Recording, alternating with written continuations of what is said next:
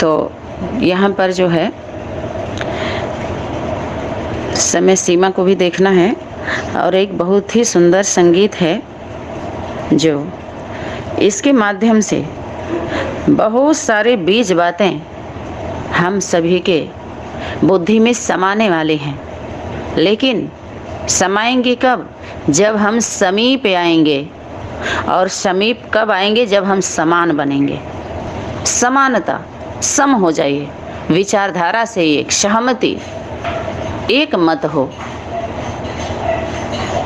एक रास्ता हो, एक दूसरे के सहयोगी बन करके क्या करें? वीर तुम बढ़े चलो, धीर तुम बढ़े चलो, तुम निडर डटो वहीं डटे रहो, तुम निडर हो, तुम निडर हटो नहीं, हटो भी नहीं वहाँ से, आगे बढ़ते चलो। सामने पहाड़ हो, सिंह की दहाड़ हो। ये पहाड़ बन करके क्या कर रहे हैं? टकरा रहे हैं। दीवार बन करके क्या कर रहे हैं? दीवार खड़ा करके सूर्य जब निकलेगा तो दीवार खड़ा करने से उसकी रोशनी को छुपा लेगा कोई? समय की शक्ति का जो प्रकाश समय अनुसार होगा, जिसमें सबका सहयोग होता है। देवदूतों का, भूतों का भी जब शंकर पार्वती की बारात चली तो सबको उसमें शामिल होना पड़ा कि नहीं होना पड़ा? होना पड़ा। उन्हीं की एक ऐसी बारात है महादेव और महादेवी की। बाकी सब देवी देवता और राक्षसों को भी शामिल होना पड़ता है, खड़े हो जाते हैं। इसीलिए बोला ये मेला है, मिलन तो सिर्फ दो ही का होता है, बाकी सब मिल नहीं पाते हैं। जैसे वो दो मिलते हैं, थोड़ा बहुत कमी रह जाती है, 1% 2% सबका, वो तो सिर्फ दो ही का होता है, प्रकृति पुरुष का। सम्मान करो, अपमान मत करो, उतना तो सबका अधिकार है। ऐसे समझ लीजिए कि विभीषण तो एक ही होगा, लेकिन अनेकों में बुद्धि चली जाती है। माना एक स्वरूप होता है विभीषण का, रावण का एक स्वरूप होता है, राम का एक स्वरूप होता है, सीता का एक स्वरूप होता है, लक्ष्मण, माना सबका जो अनेक पाठधारी दिखाए, एक एक स्वरूप का दिखाए। शक्ति एक ही है, अनेक स्वरूप में जो प्रवेश कर करके पाठ बजाए तो अपने को अच्छा से अच्छा पाठ बजाने का समझो, अच्छा से अच्छा पार्ट प्ले करो, राक्षसी पार्ट प्ले नहीं करो। अगर इतना ज्ञान मिला हुआ है तो उसको ध्यान दो कि उस समझने के लिए है, सूक्ष्म बातों को, सूक्ष्म घटनाओं को, कि कैसे कैसे घटना घटित हुआ। जो रामायण में, शिव पुराण में, महाभारत में, गीता में जो भी लोगों ने लिखा है, तो उन श्रेष्ठ आत्माओं के, उन पवित्र आत्माओं के जीवन की घटना लिखी गई हैं, उनके अंदर की पीड़ा लिखी गई है, जो जीवन में घटना घटित हुआ। तो उसको कोई कहते हैं कुछ नहीं कर सकते हो, तो कैसे कैसे देखे झेले, उसको कीर्तन गा दो, कीर्तन बना दो। तो कोई रामायण मन अनेक तरह से, तो वो पाठधारी बना बना करके पिक्चराइज किया गया, पिक्चर दिखाया गया, ताकि अच्छी तरीके से समझ में आए। जैसे कोई शब्द बोलने से उतना नहीं समझ में आता, चलो लिख देते हैं तो अच्छे से समझ लेते हैं उसको, क्योंकि रफली है, बोलते हैं जल्दी जल्दी, माने शब्दों से आप आ रहे हैं, कितना जल्दी हो गया। और अब लिखेंगे आप आ रहे हैं तो थोड़ा टाइम लगेगा, लेकिन समझ में अच्छे से आ जाएगा। उसके बाद जब पिक्चर देंगे उसी का, तो अच्छी तरीके से समझ जाएंगे, बच्चा बुद्धि भी समझेंगे, समझदार भी। तो 3 आयाम में गया वो, तो वो कौन से धर्म से जुड़ा हुआ है ये देखना है, किस धर्म से, मन वचन कर्म से। और वो उदाहरण सभी लोग ले रहे हैं, उस धर्म का उदाहरण सभी धर्म वालों के लोग लेते हैं, सभी धर्म वाले लेते हैं, उनको राहत मिलती है, अच्छा लगता है।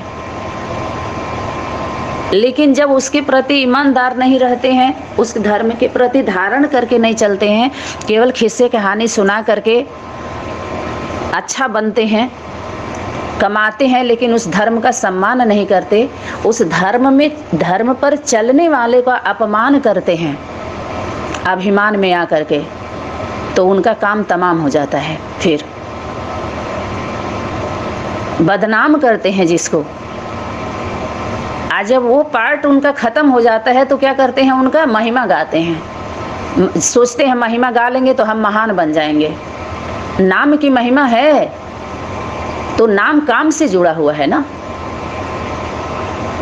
तो कोई बदनाम करके क्या करते हैं, नाम करेंगे, तो जिसके लिए बाबा बोले पहले गिलानी करते हैं फिर गायन करते हैं।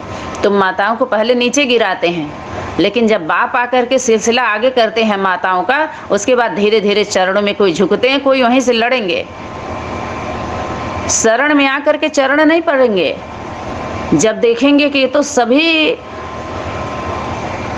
अब जो थे वो भी अब धीरे धीरे पलायन कर रहे हैं, उनकी बुद्धि खींच रही है उसके तरफ, तो धीरे धीरे उसमें से ले करके फिर धीरे धीरे गीत गाना गवाना शुरू करेंगे, धीरे धीरे, लेकिन ईमानदारी से नहीं। ईमानदारी से इस सर को सरेंडर नहीं करते सत्य के आगे। गाएंगे, गवाएंगे, बजाएंगे, बुलाएंगे, सभाएं भी बहुत करेंगे, सताएंगे उसी में सबको, रुलाएंगे भी, कमाएंगे, खाएंगे, दबाएंगे, चबाएंगे सबको, भूनेंगे चने के तरह से, लेकिन काम में नहीं लगाएंगे किसी को, यथार्थ विधि में नहीं लगाएंगे, यथार्थ को नहीं जानने देंगे। ये है दुनिया की रीति, ये रस्म चला रखी है सभी लोगों ने, कसम खा रखी है इसी रस्म को चलने चलाने की, इसीलिए भस्म होते जा रहे हैं। भस्मासुर बन गए, असुर, भस्मासुर। चालाकी से बैठते हैं सभाओं में, कुछ अमर वाणी मिल जाती है, थोड़े समय के लिए अमर बन जाते हैं, जब गलत कार्य करने लगते हैं उसका असर खत्म हो जाता है, बस पतन हो जाता है सीधे।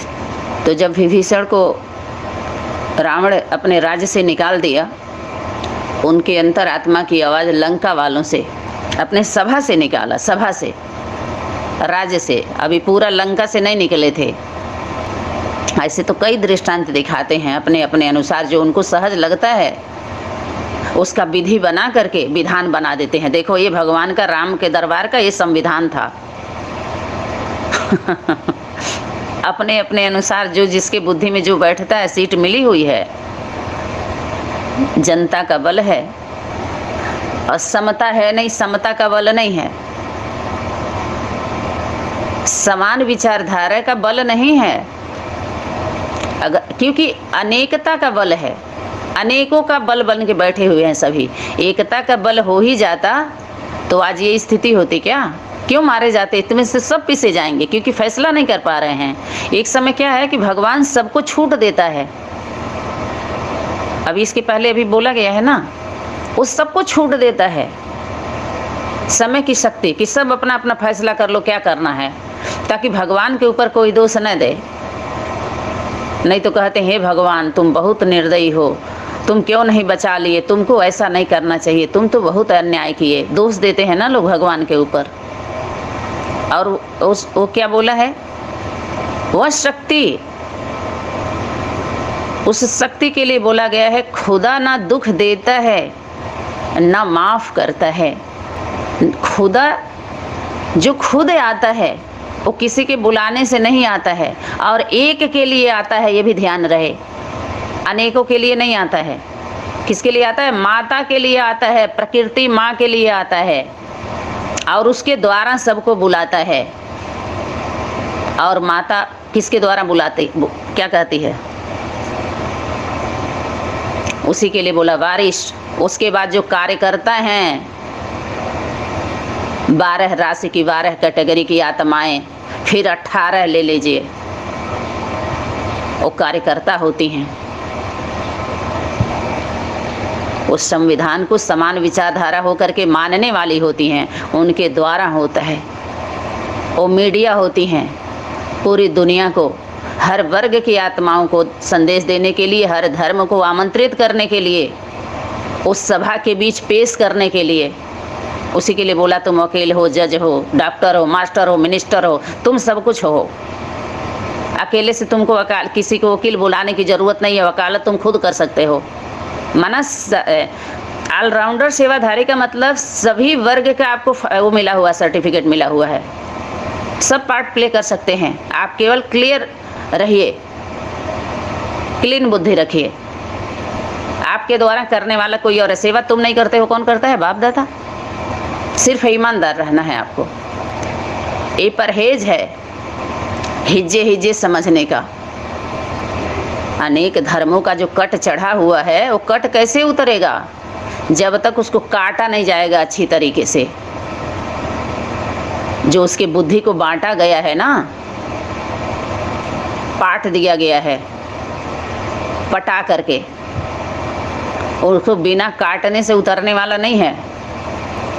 लेट से आएंगे तो घास लेट का काम, उसका तेल घास लेट का काम नहीं करेगा, क्योंकि वो मेल से वो तेल काम करता है।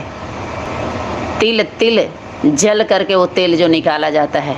याद रहे, अभी बहुत दूर हैं आप सभी।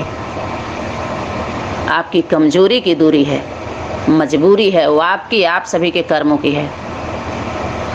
तो खुदा ना दुख देता है ना माफ करता है, वह तो धर्म का तराजू है, केवल इंसाफ करता है।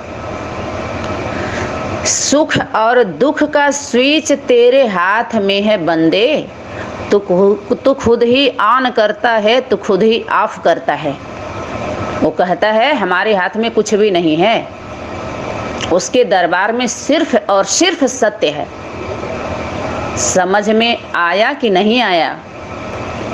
अपने किए हुए कर्मों से अगर आप संतुष्ट नहीं हैं तो आप जरूर सच्चे नहीं हैं। एक दो के प्रति अध्यात्म जगत में एक माता पिता के स्वरूप को स्वीकार करके संबंध में नहीं आए, आप जरूर सच्चे नहीं हैं, ईमानदार नहीं हैं। जमादार के लायक हैं, जमींदार क्या बनेंगे, मालिक क्या बनोगे आप? यहाँ पर चतुराई नहीं चलेगी। चालाकों के लिए यहाँ पर नो नो, बैक हो जाओ। जो रियल होता है वो रॉयल्टी से पेश आता है, रॉयल्टी होती है उसके अंदर, मोल्ड इज गोल्ड। चालाकी की तो वो चले लाख। इसीलिए बाबा बोले बाप आते हैं तो बाप कुछ ले करके नहीं आते हैं। ये ध्यान देना सभी लोग। ज्ञान दाता आया, दाता आया। दाता माता के द्वारा, जो कहते हैं ना कृष्ण ने गीता ज्ञान सुनाया, गीता ज्ञान, गीता का ज्ञान कृष्ण ने बोला, गीता माता के द्वारा। शिव पिता ने गाया है गीत, गीता के द्वारा गीत संगीत गाया है, कहिए, या ज्ञान सुनाया है कहिए, संग में रह के, उस प्रकृति माँ के संग में रह के। और जो अर्जन करने वाला उसका पुत्र बच्चा है, और बच्चे हैं जो 8, 10, 12, 18 जो टीका कर रहे थे, टिका दिए थे सबको, टोक टोक के टुकड़ा टुकड़ा कर दिए थे सभी, टुकड़े टुकड़े किए तभी तो पकड़े गए, पकड़े थे सभी अपना संविधान बना बना करके, लेकिन समान अधिकार नहीं दिया। संविधान का मतलब सबका समान अधिकार हो। आप कह दो सबका समान अधिकार का मतलब उसके और जाइए और छोटा करिए। कुछ गवर्नमेंट के आदमी होते हैं, उनको समान दे दोगे अधिकार, उसके समानता में आइए। तो समझ नहीं पाते हैं, सब बेसमझ के बेसमझ ही रह जाते हैं। इतना उल्टा समझते हैं कि बेसमझ बन जाते हैं, श्रापित हो जाते हैं सब। इसीलिए कहा अब चलो कुछ, अब छोड़ दो, पढ़ाई उढ़ाई सब खत्म हो गई, अब ले लो दुआएं माँ बाप की, सिर से उतरेगी गठरी पाप की। ये पापियों अब दुआ ले लो, अब दवा काम नहीं करने वाली है। तो समझ में आया किसी को? नहीं आया?